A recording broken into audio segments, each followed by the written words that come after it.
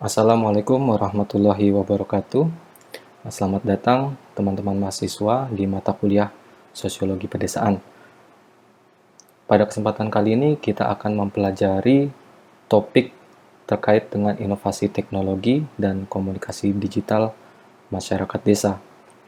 Di era digital saat ini, sendi-sendi kehidupan tidak terlepas yang namanya teknologi dan juga komunikasi digital. Ya, segala sendi kehidupan, segala pemenuhan kehidupan manusia atau masyarakat baik yang tinggal di wilayah perkotaan maupun di wilayah pedesaan tidak terlepas dari yang namanya teknologi dan komunikasi digital. Ya. Kemudian di sisi yang lain, saat ini desa menjadi primadona di dalam proses pembangunan yang berlangsung. Ya, pemerintah pusat, pemerintah daerah, provinsi, kemudian pihak-pihak lainnya seperti perguruan tinggi maupun pihak swasta itu memiliki orientasi yang besar ya untuk dapat membangun desa menuju kondisi yang lebih baik. Biasanya pihak-pihak dari luar membawa sebuah inovasi atau gagasan atau teknologi yang dicobakan atau diimplementasikan kepada masyarakat desa. Tetapi sejalan dengan hal tersebut, kita perlu memahami bagaimana sih kondisi yang tengah berlangsung di masyarakat pedesaan. Ya, masyarakat desa itu memiliki dinamikanya sendiri, kompleksitasnya sendiri. Ya, karena apa? Karena masyarakat desa itu terdiri dari berbagai kepentingan secara politik, ya, secara kepentingan, ya, secara latar belakang, etnisitas, ya, kemudian orientasi. Itulah yang membentuk atau mendorong terjadinya kompleksitas di masyarakat pedesaan. Tentunya hal ini perlu dipahami sehingga proses-proses pembangunan itu bisa disinergiskan atau tidak terlepas dari aspek lokalitas yang terjadi pada masyarakat desa.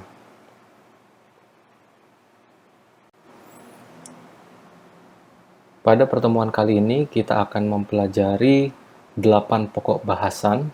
Yang pertama adalah kita akan mempelajari apa itu komunikasi sebagai tindakan sosial. Kemudian yang kedua, kita akan mempelajari komunikasi lintas budaya sebagai komunikasi inovasi yang berlangsung antar suku bangsa dalam perkembangan masyarakat pedesaan. Kemudian yang ketiga, kita akan mempelajari memudarnya jiwa musyawarah sebagai budaya komunikasi masyarakat pedesaan. Yang keempat, kita akan mempelajari dan mengidentifikasi hal-hal apa saja yang muncul akibat dari kesenjangan komunikasi lintas budaya. Kemudian yang kelima, nanti akan disampaikan oleh Ibu Zezi terkait dengan pemahaman etnisitas sebagai sarana komunikasi lintas budaya.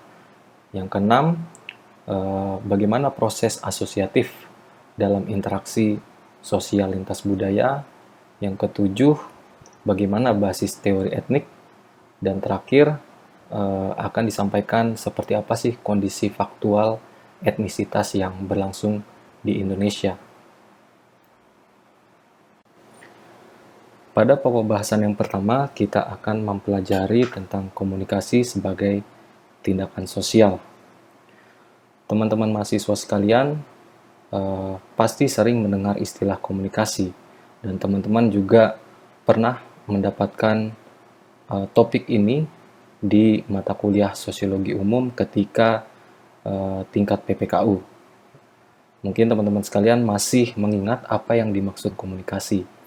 Komunikasi adalah proses sosial atau tindakan sosial di mana berlangsung transfer informasi, transfer pesan dari pihak yang satu kepada pihak yang lain.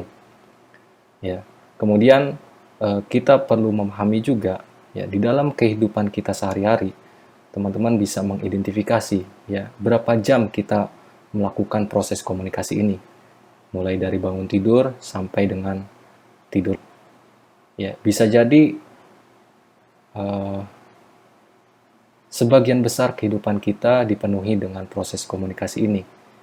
Ya, mungkin bangun tidur kita langsung mengakses gadget, mengecek apakah ada pesan yang masuk, kemudian kita membalas pesan tersebut. Atau mungkin di luar rumah, ya, tidak terlepas dari proses interaksi kita dengan pihak yang lain yang ada di lingkungan kita, ya, di kantor, di sekolah, atau di kampus, ya, atau mungkin di era digital saat ini ketika dihadapkan pada masa pandemi, ya, di mana proses interaksi yang dilakukan secara tatap muka atau komunikasi secara langsung dengan kehadiran teknologi digital, ya, kebutuhan kita sebagai manusia untuk berkomunikasi dengan pihak yang lain itu masih tetap saja berlangsung. Ya, makanya menjadi penting kita mempelajari komunikasi sebagai tindakan sosial, ya, di mata kuliah sosiologi pedesaan ini.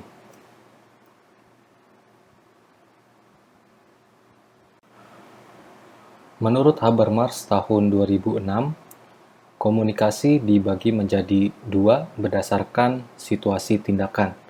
Ya, ada komunikasi tindakan non-sosial, di mana komunikasi ini berlangsung atas dasar atau orientasi pada keberhasilan semata. Ya, proses komunikasi ini terkesan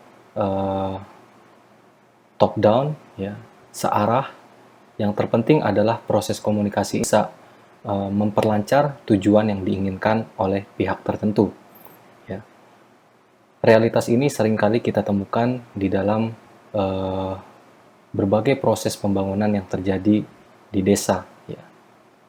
Pihak-pihak tertentu mencoba untuk mentransfer pengetahuan yang dimiliki, mentransfer teknologi, supaya teknologi tersebut bisa diadopsi oleh masyarakat desa, tetapi lupa dengan aspek lokalitas yang berlangsung di desa, ya, tanpa mempertimbangkan pemahaman bersama, ya, menganggap bahwa masyarakat desa itu adalah pihak yang tidak berdaya dipandang sebelah mata, sehingga mereka hanya dijadikan sebatas objek di dalam proses pembangunan. Ya, mereka tidak diajak untuk berdialog, ya, seperti apa sih model pembangunan yang cocok sehingga bisa diimplementasikan di desa tersebut. Kemudian yang kedua ada komunikasi tindakan sosial, di mana komunikasi ini berlangsung atas dasar orientasi pada keberhasilan, serta berorientasi pada pencapaian pemahaman bersama. Artinya, pola komunikasi yang demikian tentunya mempertimbangkan aspek lokalitas yang berlangsung pada masyarakat. Ya. Masyarakat tidak lagi dipandang sebagai objek semata di dalam proses pembangunan, tetapi mereka dirangkul, diajak untuk berdialog, memikirkan seperti apa sih model pembangunan yang cocok dan pas untuk diimplementasikan di desa mereka. Ya. Dari proses komunikasi yang berlangsung, tentunya diharapkan munculnya tindakan strategis serta tindakan-tindakan komunikatif.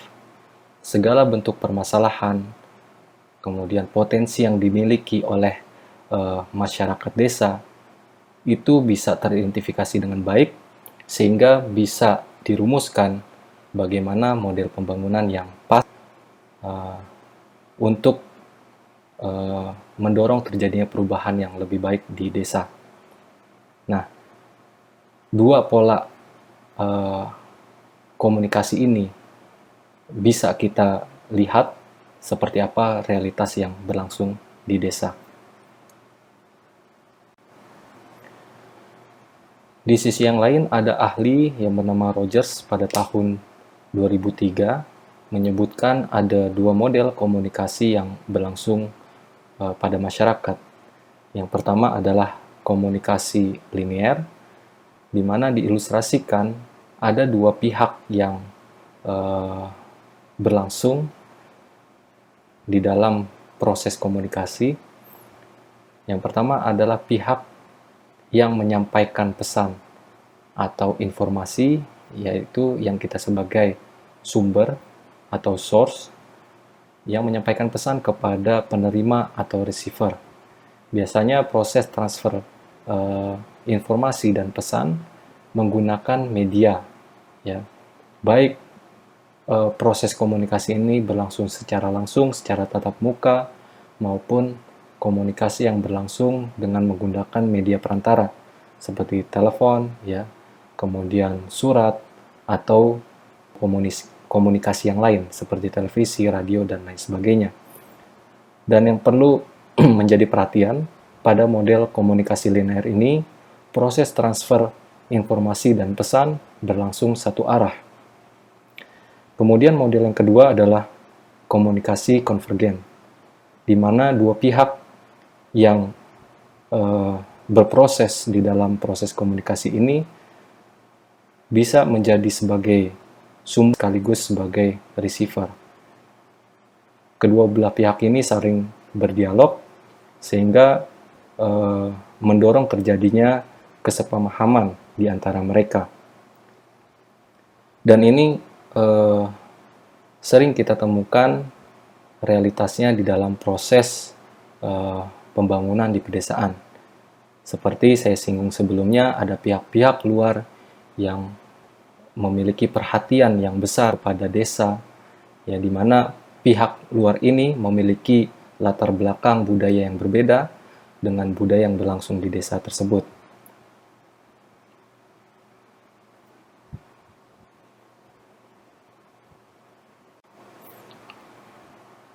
Pokok bahasan yang kedua adalah komunikasi lintas budaya sebagai komunikasi inovasi antar suku bangsa di dalam perkembangan masyarakat pedesaan.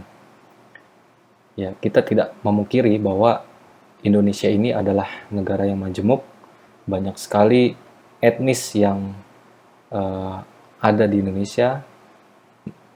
Satu sisi menjadi potensi di dalam proses pembangunan, dan di sisi yang lain menjadi tantangan di dalam berlangsungnya proses pembangunan. Nah, kita perlu mengetahui bagaimana sih kita menyikapi hal tersebut, ya. Apa yang perlu dilakukan sehingga kekayaan atas kemajemukan etnisitas yang ada di Indonesia ini bisa dijadikan sebagai potensi di dalam pembangunan.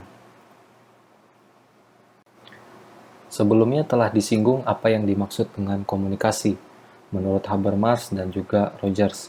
Pada intinya, komunikasi adalah proses sosial di mana terjadi transfer pesan, transfer message maupun informasi dari pihak yang satu kepada pihak yang lain, di mana proses komunikasi ini dapat berlangsung satu arah maupun berlangsung dialektik untuk mendorong terjadinya kesepemahaman. Nah, apa yang dimaksud dengan komunikasi lintas budaya? Komunikasi budaya adalah proses komunikasi yang berlangsung antara pihak yang memiliki latar belakang budaya yang berbeda. Nah, proses komunikasi lintas budaya ini sangat penting dilakukan, ya, terlebih lagi pada konteks masyarakat di Indonesia yang majemuk dengan ragam latar belakang yang berbeda. Nah, dengan proses komunikasi lintas budaya, pihak yang satu dan yang lain bisa saling memahami seperti apa sih karakter pihak yang lain, ya, bagaimana sih tata cara mereka bertindak, ya, sehingga tidak muncul terjadinya kesalahpahaman yang berujung pada konflik. Nah, setiap individu atau kelompok tertentu memiliki pola kebudayaan yang berbeda. Nah, apa yang dimaksud dengan pola kebudayaan? Pola kebudayaan adalah sistem memori budaya yang berguna untuk mengelaborasi rangsangan dari luar, ya, yang diterima melalui sistem saraf baik secara langsung maupun tidak langsung. Ya, kita bisa membandingkan antara pihak yang satu dengan pihak yang lain dengan latar belakang yang berbeda. Bagaimana mereka merespon rangsangan dari luar, ya, dari pihak yang berbeda latar belakang dengannya. Ya. Bisa jadi terjadi kesalahpahaman ketika pihak yang satu tidak mengenal seperti apa sih karakteristik pihak yang lain tersebut. Tetapi kesalahpahaman tersebut bisa diminimalisir ketika ada ruang-ruang interaksi di antara mereka.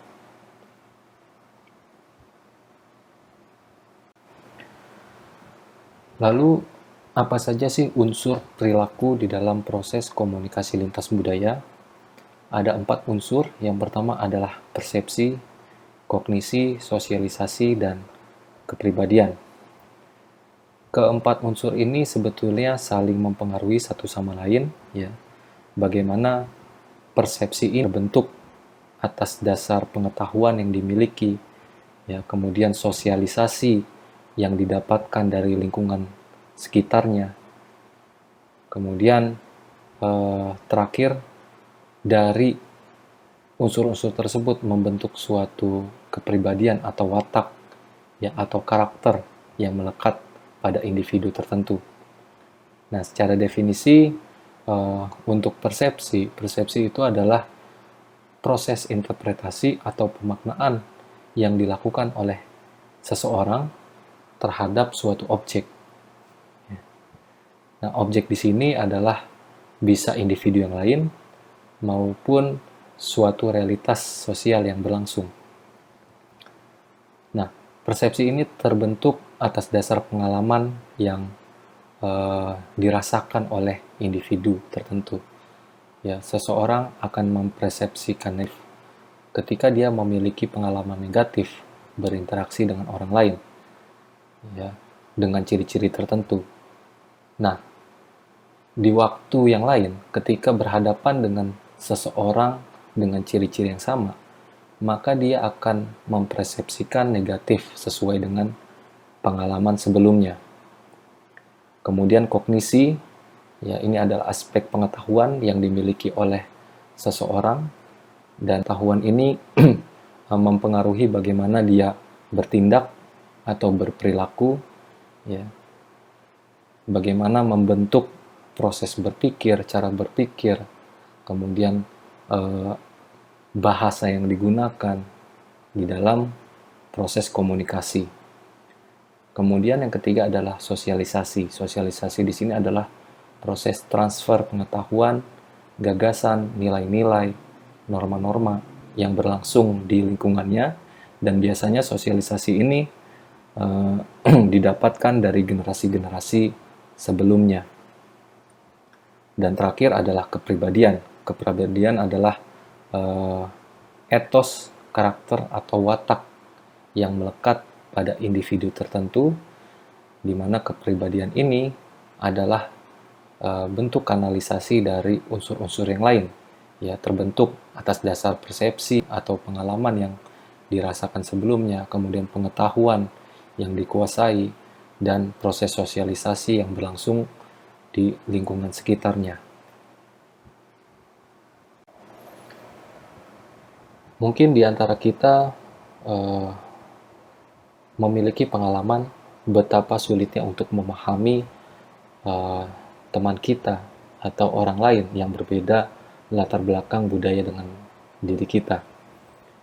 Teman-teman juga pernah merasakan hidup di asrama, ya, bagaimana tinggal satu kamar dengan orang lain yang memiliki latar belakang etnis yang berbeda, agama yang berbeda.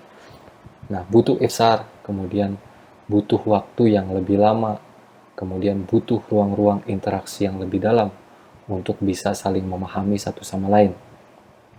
Nah, itu adalah salah satu contoh mikro, ya, bagaimana sulitnya untuk memahami heterogenitas yang berlangsung.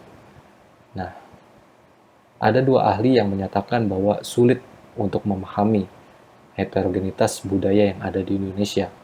Ya, pertama adalah Clifford Geertz. Ia adalah seorang antropolog yang melakukan riset di pedesaan di Indonesia. Ya, kutipannya adalah menilai manusia Indonesia super majemuk yang menghuni beribu pulau. Kemudian sulit untuk memahami manusia Indonesia lewat pemetaan panorama perjalanan sejarah yang penuh konflik. Ya, jadi Clifford Geertz mencatat bahwa Indonesia itu memiliki perjalanan sejarah yang panjang, ya, dan penuh dengan konflik sejak zaman kerajaan sampai era krisis yang berkepanjangan. Kemudian yang kedua adalah Furnival. Kutipannya adalah nasionalisme akan berakhir dengan mempertentangkan satu komunitas etnis melawan komunitas etnis lainnya. Dan demikian semakin memperparah, bukannya meredakan keterpecahan masyarakat, kecuali satu hal, yaitu adanya formulasi bagi federasi pluralis, ya, dan itu adalah salah satu formula agar keterpecah belahan tidak terjadi di Indonesia ini. Nah, ini kutipan yang perlu kita garis bawahi, bahwa Indonesia ini satu sisi memiliki kekayaan yang sangat luar biasa, sumber daya alam yang luar biasa, latar belakang etnis, bahasa, adat istiadat yang beraneka ragam. Tetapi kita tidak bisa memungkiri bahwa ini menjadi tantangan yang perlu kita respon dengan baik agar tidak terjadi keterpecah belahan, ya. Nah, bagaimana sih kita bisa menjaga kesatuan NKRI ini? Ya, salah satunya adalah kita harus bisa saling memahami, menghargai perbedaan yang berlangsung. Ya, seperti yang dikatakan oleh Furnival, bahwa butuh ada formulasi federasi pluralis, ya, yaitu kita menghargai perbedaan, menghargai kemajemukan, ya, sehingga keutuhan bisa berlangsung.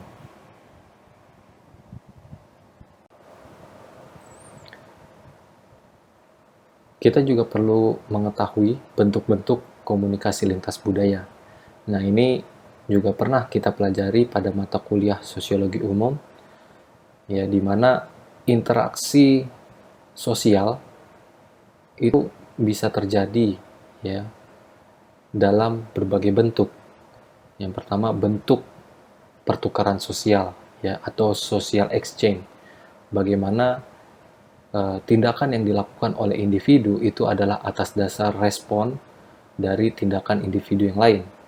Ya, bagaimana seseorang bertindak atas dasar reward yang diharapkan dapat ia terima, ya. Kemudian bagaimana seseorang bertindak atas dasar menghindari suatu sanksi, ya. Kemudian bagaimana seseorang bertindak atas dasar norma dan nilai-nilai yang berlangsung di dalam sebuah komunitas. Ya, artinya pertukaran sosial di sini adalah tindakan sosial yang dilakukan oleh individu itu adalah atas dasar respon dari tindakan sosial dari pihak yang lain. Kemudian bentuk yang kedua adalah bentuk kerjasama. Nah, bentuk kerjasama ini kita tidak bisa memungkiri bahwa banyak sekali kerjasama yang berlangsung, ya, antara berbagai pihak yang berbeda latar belakang, saling berbeda latar belakang, mulai dari etnis, agama, latar belakang sosial, ekonomi, dan lain sebagainya. Nah, secara misi, kerjasama di sini adalah upaya yang dilakukan oleh individu dengan individu yang lain untuk mencapai tujuan bersama. Ya, sebagai contoh, Indonesia memiliki nilai-nilai luhur seperti gotong royong, ya, kemudian kerja bakti, tolong menolong. Nah, itu adalah nilai-nilai luhur menjadi kekayaan kita dan perlu dilestarikan. Ya. Mungkin kita bisa merefleksikan bagaimana sih di lingkungan sekitar kita, apakah masih berlangsung yang namanya gotong royong, masih berlangsung tolong menolong sesama masyarakat. Ya, mungkin di daerah yang kosmopolit ya, atau masyarakat yang berorientasi pada pamrih ya, berorientasi benefit, keuntungan atau profit ya. Mungkin proses kerjasama ini akan sulit berlangsung jika dibandingkan dengan wilayah yang masih memiliki solidaritas yang kuat. Ya. Kemudian yang ketiga adalah persaingan dan konflik. Ya, ini adalah proses sosial yang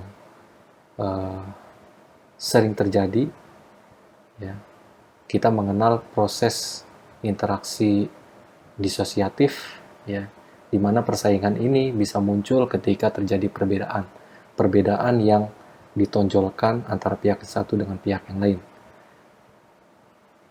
Ya, kemudian konflik. Nah, mengapa konflik ini bisa terjadi antara pihak yang satu dengan pihak yang lain? Nah, biasanya konflik ini terjadi atas dasar perbedaan, ya, perbedaan kepentingan antara sumber daya yang tersedia. Pihak yang satu menginginkan sumber daya alam ini dikuasai oleh pihaknya, pihak yang lain juga sama. Nah, inilah yang sering mendorong terjadinya persaingan dan konflik. Ya, antara etnis yang satu dengan etnis yang lain, kita sering mendengar berita terjadi konflik, tawuran antara warga, ya, atau peperangan antara etnis yang satu dengan etnis yang lain. Nah, ini perlu kita potret juga di dalam realitas yang terjadi. Ya, kemudian kita juga perlu mengenal bentuk relasi antar etnik. Ya, menurut Eitzen dan Zinn, ada 3 bentuk relasi. Yang pertama adalah asimilasi, akomodasi, dan stratifikasi. Nah, asimilasi apa? Asimilasi ini adalah proses sosial yang berlangsung di mana antara pihak yang memiliki latar belakang budaya yang berbeda itu saling menegasikan atau saling mengurangi perbedaan-perbedaan yang muncul, ya. Dan biasanya proses asimilasi ini berlangsung dalam waktu yang lama, ya, sehingga pihak dengan pihak yang lain itu saling menghilangkan ciri khas kebudayaan aslinya. Ya, artinya di dalam proses ini bisa terjadi pembentukan kebudayaan yang baru. Ya, kebudayaan satu dengan kebudayaan yang lain itu saling melebur, sehingga yang terjadi adalah persamaan di antara pihak-pihak tersebut. Kemudian yang kedua adalah akomodasi. Akomodasi adalah proses sosial di mana mengurangi atau menghilangkan ketegangan yang terjadi antara dua belah pihak yang saling berkonflik. Ya, ada beberapa bentuk dari akomodasi ini seperti kompromi, ya, kemudian arbitrasi, mediasi, dan lain sebagainya. Kemudian bentuk relasi antar etnik yang ketiga adalah stratifikasi. Ya, stratifikasi teman-teman juga sudah mengetahui, ya, adalah bentuk hierarki di dalam sebuah struktur sosial, ya. Ada yang berada pada lapisan atas, lapisan menengah, dan lapisan yang bawah. Dan biasanya stratifikasi sosial ini terbentuk, ya, atas dasar penguasaan terhadap suatu hal yang dianggap berharga di dalam sebuah komunitas.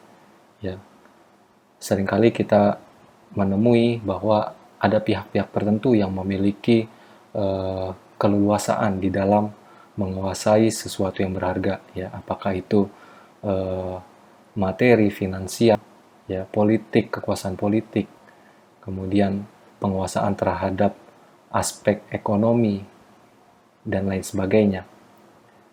Dan ini adalah bentuk-bentuk dari relasi antar etnik yang berlangsung di dalam kehidupan sehari-hari. Sebelumnya telah disinggung bahwa bentuk interaksi yang terjadi di dalam komunikasi lintas budaya adalah persaingan dan konflik. Ya. Sebetulnya apa sih yang mendorong terjadinya persaingan dan konflik antara pihak-pihak yang memiliki latar belakang yang berbeda, etnis yang berbeda? Nah, salah satu faktor yang mempengaruhi adalah belum tersedianya ruang-ruang komunikasi di antara dua belah pihak tersebut, sehingga yang muncul adalah kesalahpahaman. Nah, kita perlu merefleksikan, ya, sebetulnya kita memiliki nilai-nilai luhur, yaitu musyawarah, di mana musyawarah ini menjadi ruang komunikasi, ruang interaksi, ruang untuk membangun kesepakatan, ya, antara pihak-pihak memiliki latar belakang yang berbeda. Nah, kita bisa mengecek di lingkungan kita, ya, apakah musyawarah ini masih lekat di dalam kehidupan kita atau sudah mulai pudar atau ditinggalkan di dalam pengambilan sebuah keputusan. Ya, kalau kita berorganisasi misalkan, bagaimana organisasi yang kita geluti untuk memilih atau menentukan pemimpin atau ketua di dalam organisasi tersebut. Seringkali kita mengambil langkah voting, ya, atau mengambil keputusan berdasarkan suara terbanyak. Nah, apakah nilai-nilai tersebut sesuai dengan nilai demokrasi yang sesuai dengan karakter masyarakat kita, ya, atau sesungguhnya untuk pengambilan keputusan itu dapat dilakukan secara musyawarah. Ya, teman-teman bisa membedakan, ya, antara pengambilan keputusan secara voting dan pengambilan keputusan secara musyawarah. Secara voting itu sangat dimungkinkan ada pihak-pihak tertentu yang tidak terakomodir, ya. Lain halnya dengan pengambilan keputusan secara musyawarah. Ya, di situ pihak-pihak yang memiliki latar belakang yang berbeda, kepentingan yang berbeda, itu bisa saling mengkomunikasikan, menyampaikan maksud dan kepentingannya, sehingga bisa ada proses kesepakatan di situ, ada proses pemahaman satu sama lain, sehingga tidak berujung pada pertentangan di antara pihak-pihak yang berdialog. Nah, ini sebetulnya sesuai dengan apa yang dikatakan oleh Habermas, bahwa komunikasi yang efektif itu adalah komunikasi yang bisa membawa pencerahan, ya, yang bisa mendorong kesepemahaman antara pihak-pihak yang terlibat. Nah, kemudian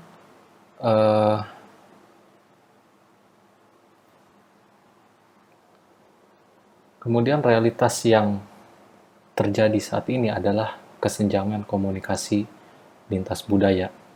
Ya, kita mengenal istilah post-truth, ya, di mana kebenaran itu adalah terbentuk atas dasar pembenaran, ya, berdasarkan di mana kita berada di dalam sebuah kelompok. Dan juga terkadang kita menganggap sesuatu yang benar itu adalah sesuatu yang sesuai dengan persepsi kita, pemahaman kita, dan kita agak sulit untuk menerima kebenaran yang lain, ya, yang tidak sesuai dengan pemahaman kita. Nah, ini adalah gejala-gejala post-truth yang sebetulnya sangat membahayakan, ya. Nah, bagaimana upaya agar post-truth ini tidak berlangsung, ya? Tentunya adalah proses-proses komunikasi, ya, atau ruang-ruang komunikasi yang perlu dibuka antara berbagai pihak yang memiliki latar belakang yang berbeda. Sehingga dari situ kita bisa saling memahami, kita bisa saling mengerti, sehingga tidak menimbulkan konflik ke depannya. Subbab selanjutnya adalah kita mengetahui atau mengidentifikasi apa saja sih yang menjadi penyebab memudarnya jiwa musyawarah sebagai budaya komunikasi masyarakat pedesaan. Ada 3 faktor penyebab yang mengakibatkan memudarnya jiwa musyawarah. Yang pertama adalah persinggungan dengan berbagai organisasi sosial asing, ya, yang membuat masyarakat desa menjadi semakin kosmopolit, komersial, individualistik, dan oportunistik.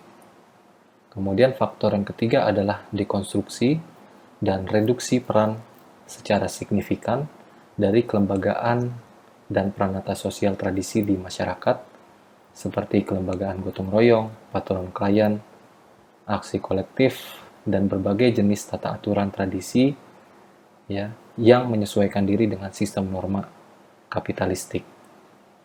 Kemudian faktor yang ketiga adalah proses-proses pertukaran di pedesaan lebih kepada moda transaksi komersial, ya, melalui proses jual beli, hubungan kontrak, ekspor impor, dan lain sebagainya, ya, daripada transaksi berdasarkan ikatan tradisional berbasiskan trust. Pokok bahasan yang keempat adalah apa saja sih akibat yang muncul ketika kesenjangan komunikasi lintas budaya terjadi.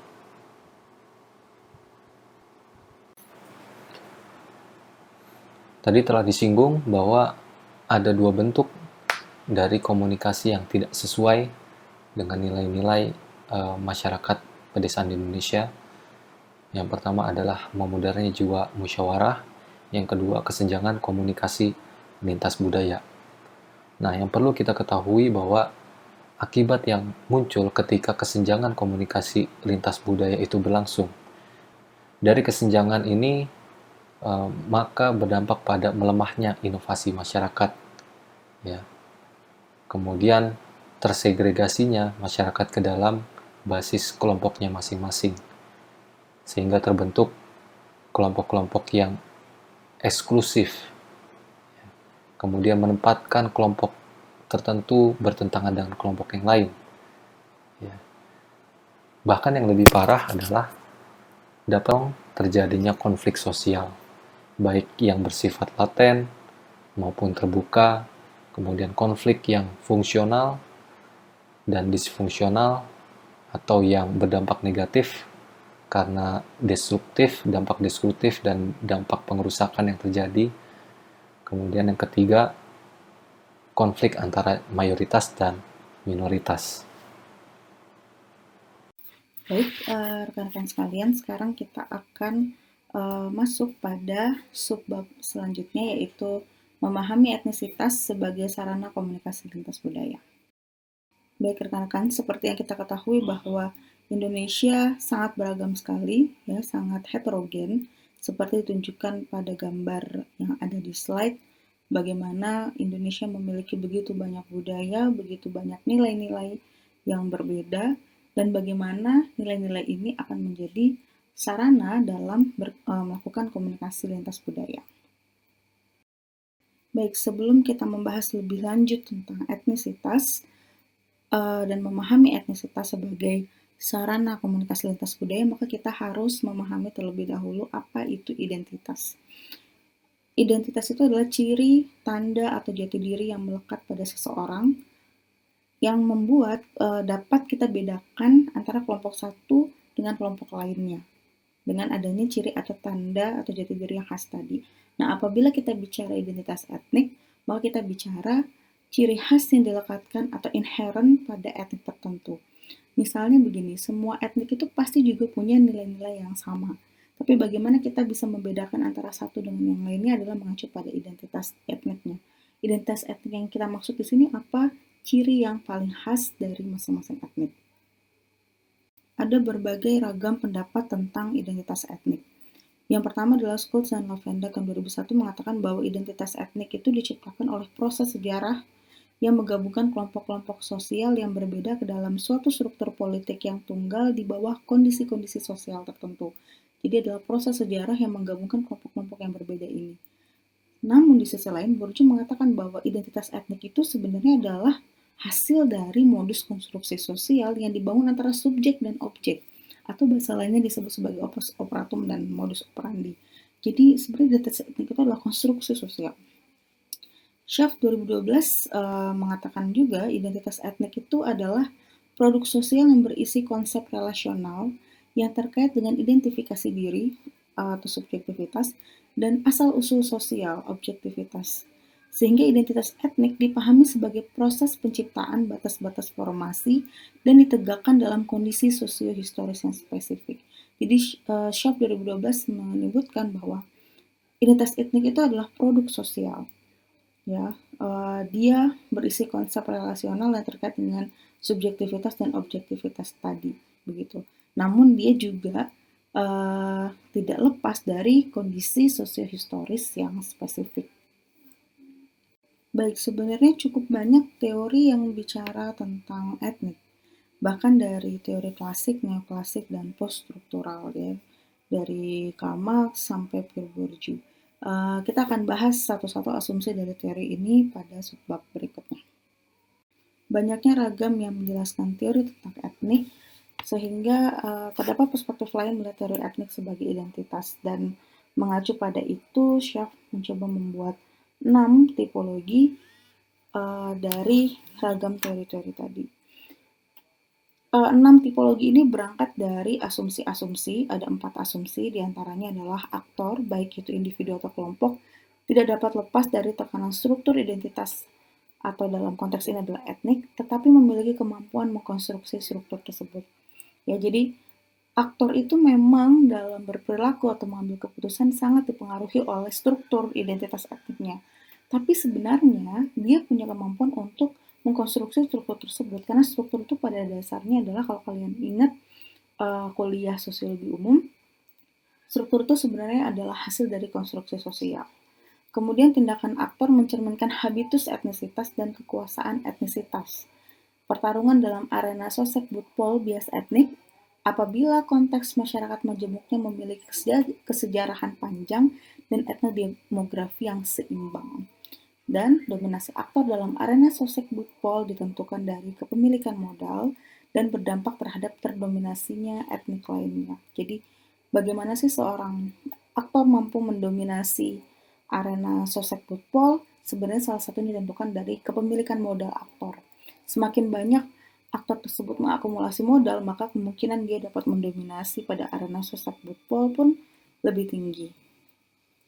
Nah, berikut adalah 6 tipologi yang melihat dari kacamata konstruktivisme dan strukturisme dan aktor kelompok maupun individual. Yang pertama adalah tipologi 1, di mana setiap individu memiliki multi peran. Individu mengkonstruksi identitasnya sesuai konteks peran yang dimainkan. Ya, jadi peran individu itu sebenarnya adalah konstruksi ya dari identitasnya.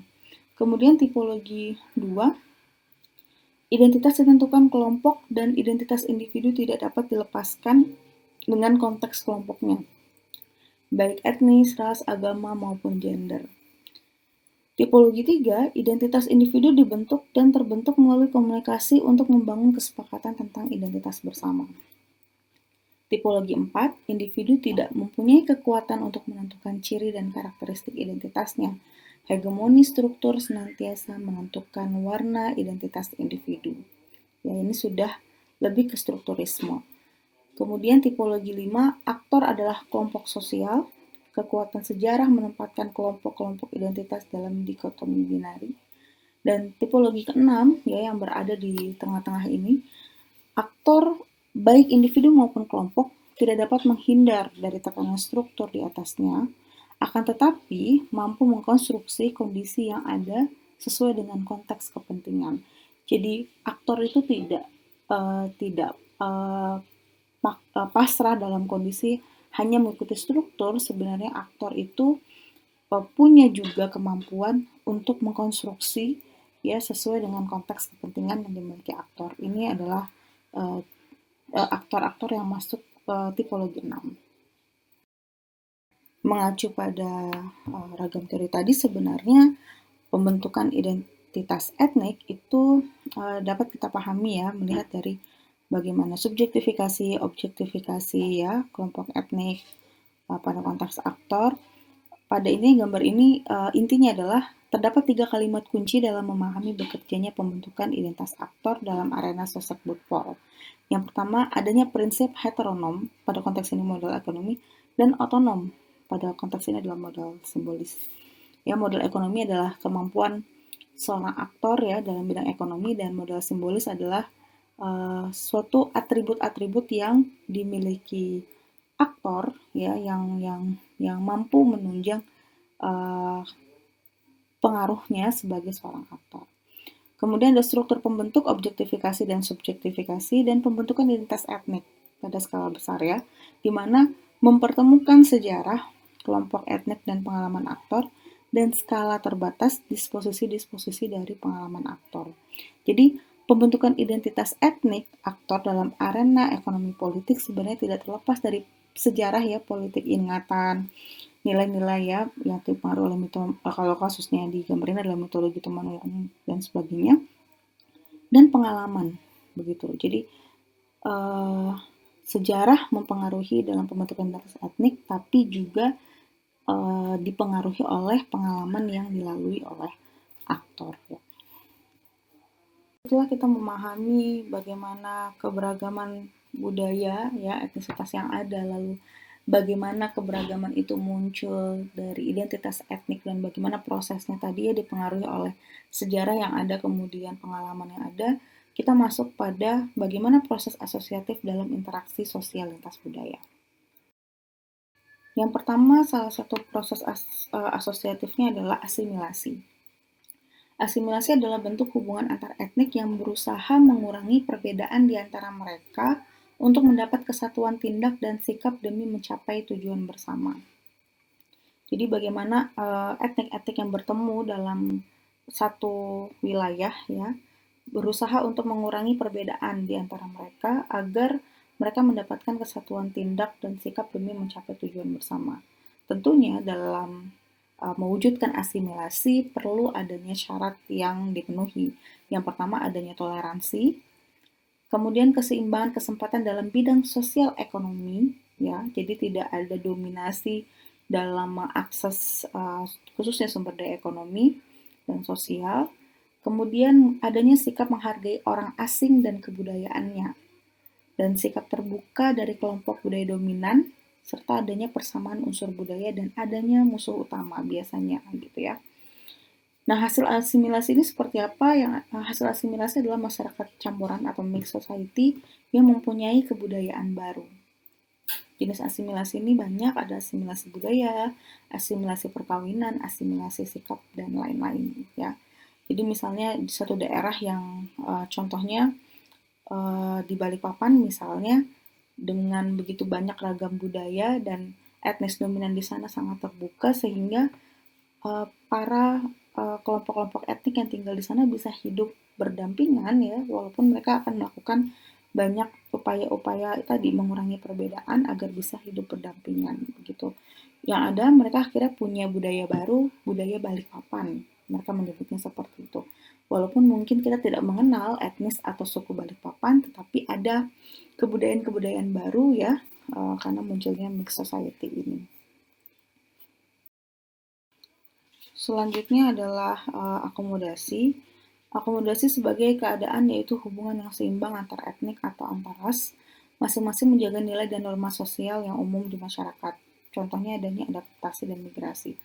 Adaptasi itu adalah proses penyesuaian nilai, norma, dan pola-pola perilaku antar etnik atau ras terjadi akibat migrasi dan transmigrasi pengungsi akibat bencana alam dan perang. Ini contohnya. Jadi kalau asimilasi mereka berusaha mengurangi, kemudian mereka menonjolkan persamaan-persamaan. Kalau akomodasi lebih kepada keadaan yang seimbang dan saling menjaga ya, nilai dan norma sosial yang umum. Nah, kalau migrasi biasanya penyebabnya karena kontrak kerja, pencari pekerjaan, pengungsi, migrasi sukarela. Kontak antar etnik bisa terjadi antar etnik pendatang dengan penduduk asli atau antar pendatang yang berbeda etnik. Nah, selain asimilasi dan akomodasi, juga ada stratifikasi. Ya. Stratifikasi sosial berdasarkan etnik dan ras dapat berupa stigma, labeling, dan stereotype. Jadi hubungan antar etnis yang berbeda itu selain bisa menghasilkan asimilasi atau bisa menghasilkan akomodasi, dapat juga menghasilkan stratifikasi. Ya.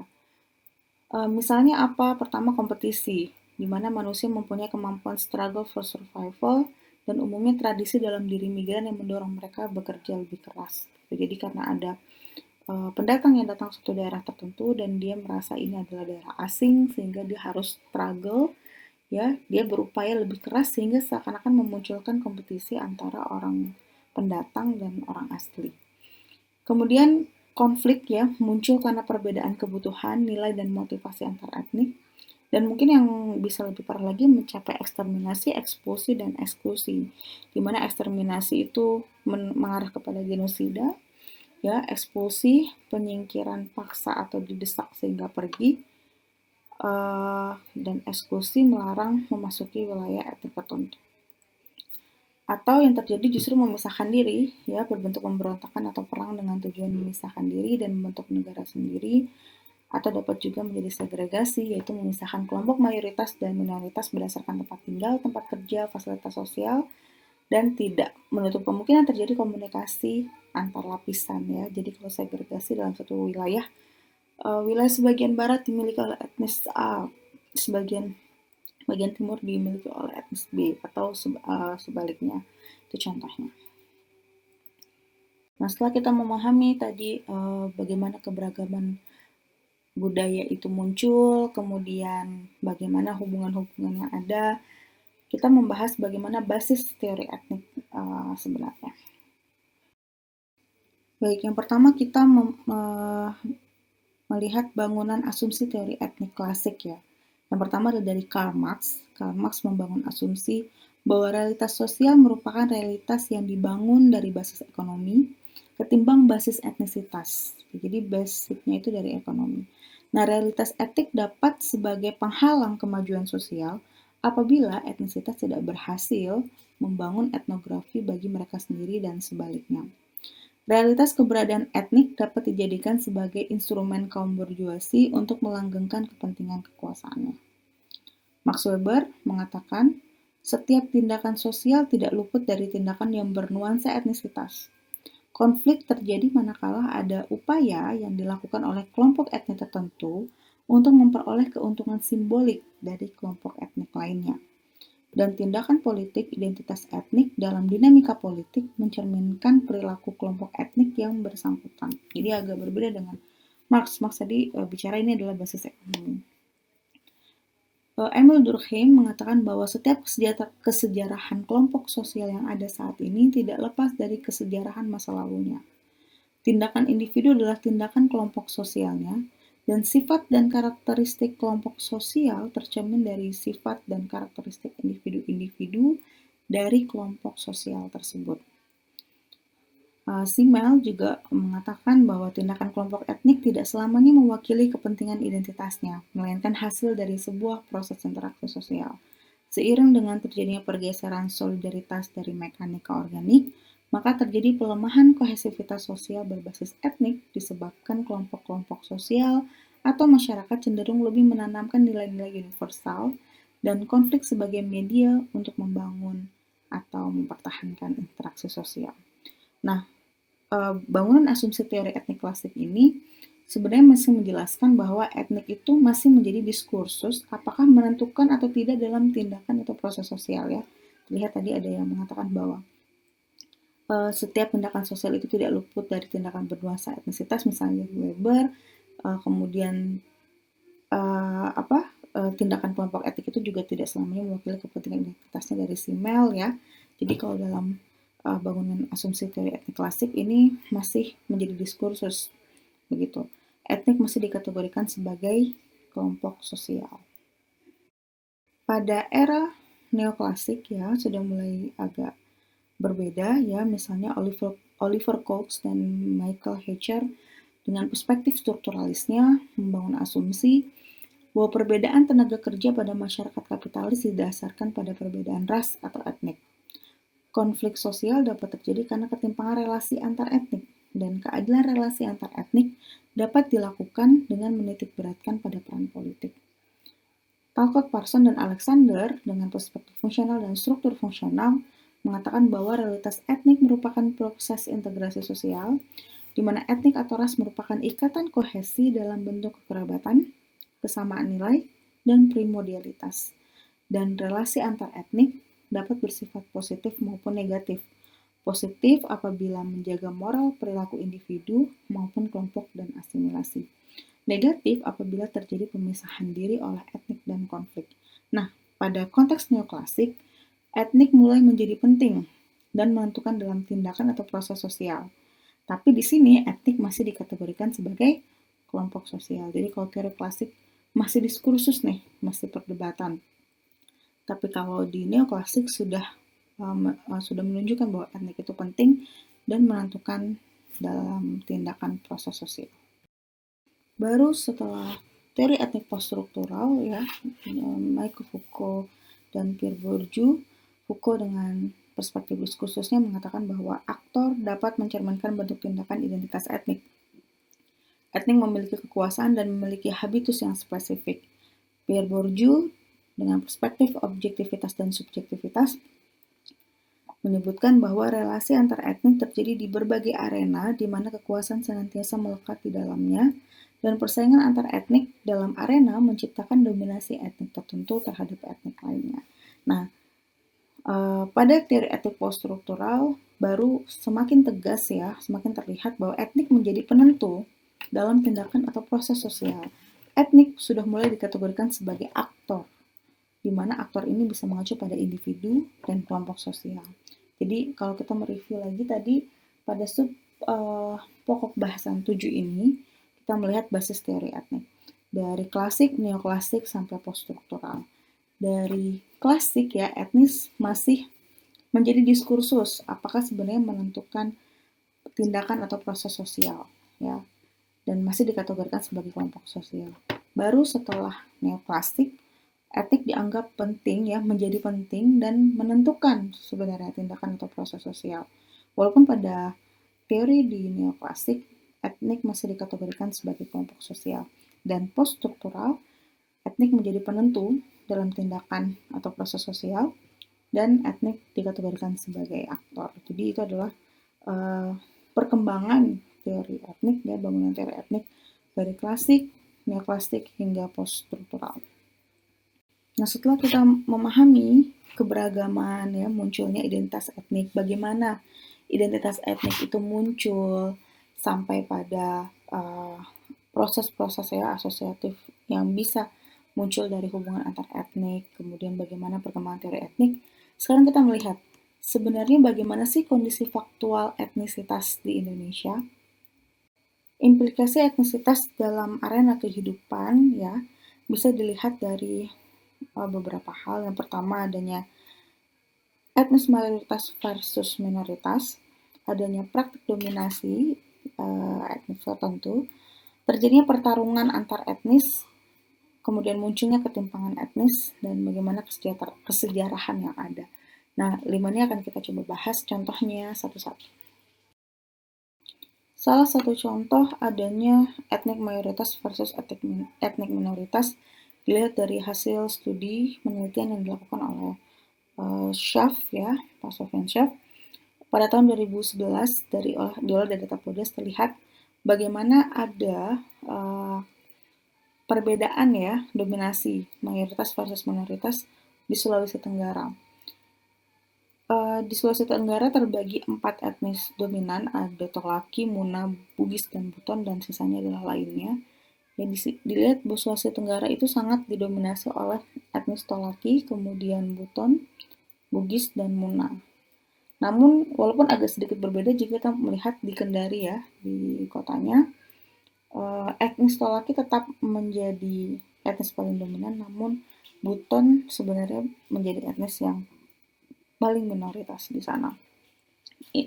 Gambar ini sebenarnya intinya menunjukkan bahwa dalam implikasi di arena kehidupan sebenarnya ada yang namanya etnis mayoritas versus dengan etnis minoritas ya, dilihat dari jumlah etnis yang ada di sana, dari persentase jumlah penduduk. Lalu apa dampaknya? Salah satunya adalah terjadinya praktik dominasi kekuasaan politik, di mana Tolaki dan Muna memusat ke parpol tertentu, ya, sedangkan Bugis sifatnya lebih kepada menyebar ke beberapa partai politik. Jadi dilihat di sini sebaran anggota DPRD Kota Kendari berdasarkan asal etnik dan parpol. Ya, kita lihat bahwa biasanya, bukan biasanya, dari data ini Tolaki dan Muna lebih memusat kepada parpol tertentu, sedangkan Bugis menyebar. Nah, ini salah satu fenomena contoh dari adanya praktik dominasi kekuasaan politik. Dominasi kekuasaan politik juga terlihat nih, ya. Tadi kalau kita melihat dari anggota dewan yang seberapa besar sih keterlibatan atau sebaran anggota dewan berdasarkan etnik, dan ini akhirnya terlihat di trickle down effect kekuasaan yang bias etnik. Kalau kita lihat di Tolaki, karena memang mereka dominan, kemudian juga memusat pada parpol tertentu, maka hampir baik dari anggota DPRD, SKPD, camat dan lurah, hampir semuanya didominasi oleh etnik Tolaki. Maksudnya apa? Saat etnik dominan berkuasa, maka dia akan berupaya juga untuk mengakumulasi modal-modal dimilikinya. Salah satunya adalah dengan menguasai sumber-sumber kekuasaan yang ada ya. Jadi trickle down effect yang dimaksud di sini adalah trickle down effect kekuasaan. Pada konteks ini adalah yang bias etnik. Nah, kemudian selain tadi ada praktik dominasi politik, dapat juga berpotensi untuk terjadinya ketimpangan etnisitas, di mana ketimpangan etnisitas ini merupakan dampak dari praktik dominasi etnisitas ya. Kalau kita melihat dari konteks indeks Gini itu adalah indeks ketimpangan, maka semakin tinggi maka kemungkinan semakin tinggi indeks Gini maka ketimpangan yang terjadi sebenarnya semakin tinggi. Jadi kalau kita melihat dari perubahan dari indeks Gini tahun 2010 sesudah pilkada dan indeks Gini tahun 2005 sebelum pilkada, kalau di Kendari ya, indeks Gini sebenarnya naik, berarti ketimpangan itu semakin tinggi. Sedangkan kalau kita mengacu pada etnisnya ya, sebenarnya etnis Munar Tolaki walaupun menguasai sumber-sumber penting ya, justru indeks Gini di antara mereka tuh naik. Jadi justru semakin timpang. Berbeda dengan Buton dan Bugis yang justru cenderung indeks Gininya turun gitu. Jadi ketimpangan semakin menurun, pemerataan kemungkinan terjadi semakin baik. Nah, bagaimana sih kita memahami realitas yang ada tentang ketimpangan etnis maupun dominasi etnis maupun praktik-praktik etnis dalam arena kehidupan. Seperti yang kita ketahui bahwa heterogenitas yang ada di Indonesia tidak bisa kita hilangkan atau kita menutup mata. Tapi adalah bagaimana itu kita jadikan sebagai suatu inovasi sosial, ya, atau bahasanya adalah penemuan atau kreasi baru dalam sosial kemasyarakatan. Yang pertama adalah kita harus memahami gagasan atau ide-idenya yang lalu kita turunkan menjadi sebuah tindakan, bentuknya metodologi dan peralatan baru atau teknologi. Kita akan bahas lebih detail di slide berikutnya. Ya, bagaimana sih kemungkinan inovasi sosial terkait etnisitas? Yang pertama kita melihat dari aspek inovasi yaitu gagasan atau ide-ide. Ya, dengan cara apa? Mendorong praksis keadilan etnik dalam praktek politik, ekonomi, dan sosial. Jadi berupaya untuk mengurangi praktik dominasi. Ya, sebenarnya dengan adanya keberagaman ya, kemudian nilai-nilai di antara etnis itu kita bisa memanfaatkan itu sebagai sebuah inovasi sosial selama kita bisa mendorong untuk terjadinya keadilan etnik.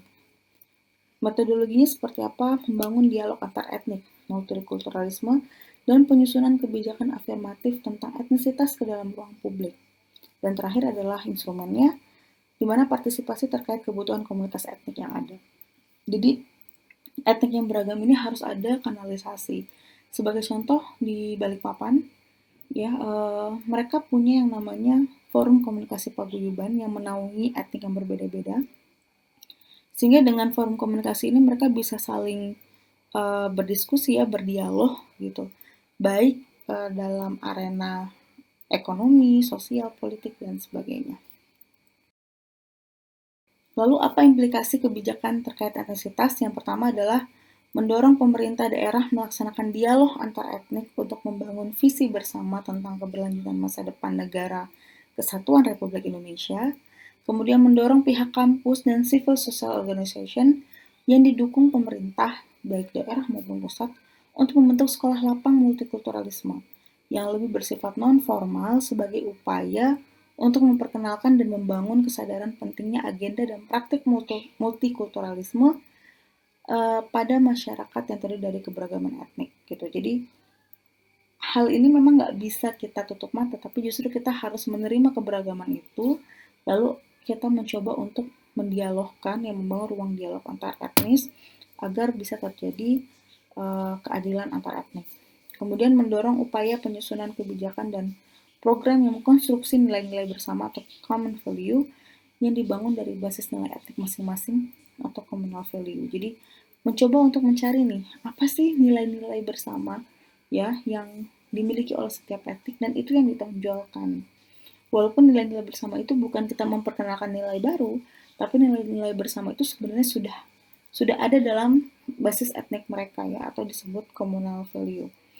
Kemudian mendorong insentif dan disinsentif agar para pemimpin atau elit berbasis etnik memperhatikan alokasi sumber-sumber ekonomi secara adil, tidak bias distingsi identitas, dan berbasis grassroots.